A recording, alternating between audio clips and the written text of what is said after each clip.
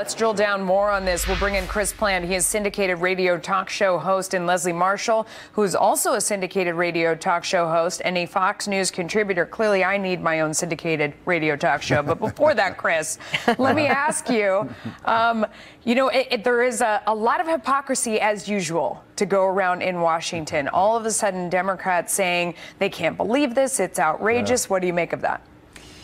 If you had taken a survey on Capitol Hill yesterday at breakfast of Democrats, overwhelmingly they would have called for Comey to go.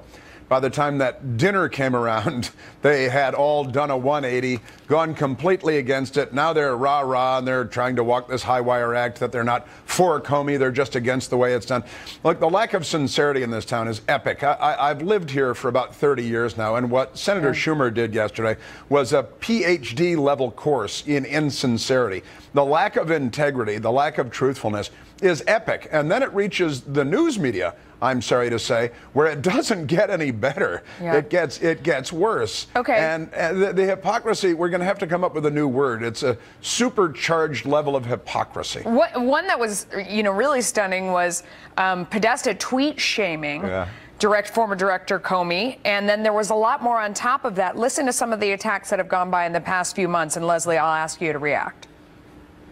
I'm not challenging Mr. Comey's motivation, but I do think it was unwarranted. It was a mistake. He's got a big burden of proof, so to speak, on him for why he did what seems to be such an appalling act that goes against the tradition of prosecutors at every level of government. I think he made a mistake on this, and he clearly has a double standard. And these jobs, if you're not in it for a while, you can't take the heat.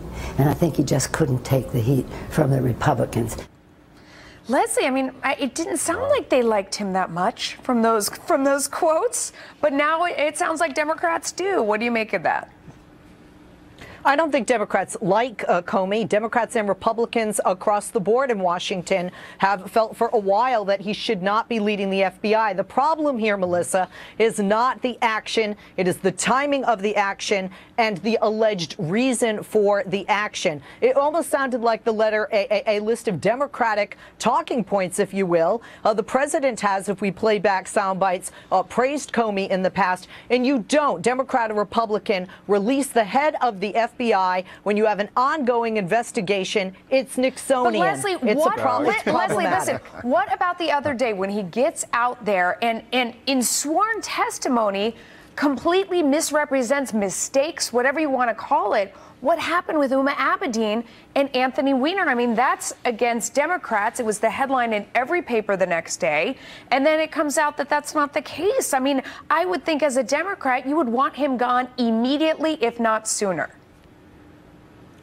Look, I am not happy with him. I have not been happy with him, quite frankly, since he was not fair in announcing who was being investigated and for what during the election for both campaigns. But it is the timing of this that is a problem, Melissa. If I were president of the United States, and I wouldn't want the job or get the job, but if I were president of the United States, and this would be the third individual I'm letting go that has ties to an investigation into the campaign of me, Donald Trump, and Russia. That is problematic. We got to go. I don't know that letting him hang around and make more mistakes makes sense, but we got to go. Thanks to both of you. Appreciate it.